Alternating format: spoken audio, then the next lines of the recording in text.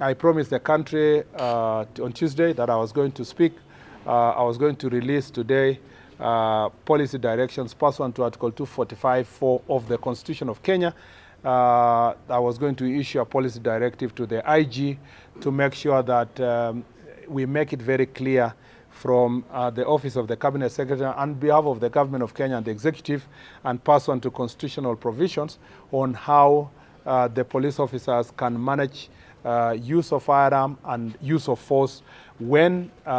carrying out their responsibilities, whether dealing with bandits here or dealing with criminals in urban areas or dealing with goons. The good news is today, this morning, I have dispatched the policy to the IG, and it will be shared to the public, giving various recommendations on how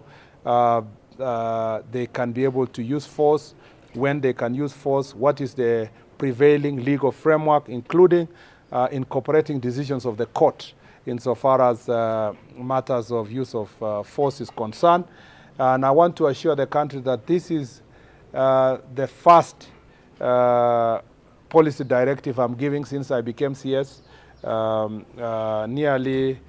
8 months ago, and this is the only prevailing policy directive on use of force and use of firearm by police officers to either protect themselves and protect members of public, and also when dealing with and apprehending criminals. The policy will be shared officially with all of you, and the contents of that policy will then be cascaded down by the IG through the existing framework to ensure that this matter now, which has attracted a lot of public discourse in the recent past, especially after my visit to Dagoretti and Kikuyu police station, I thought it was necessary to put these policy directives in paper so that I can be held to account by the people of Kenya, and that now IG can have something to work on.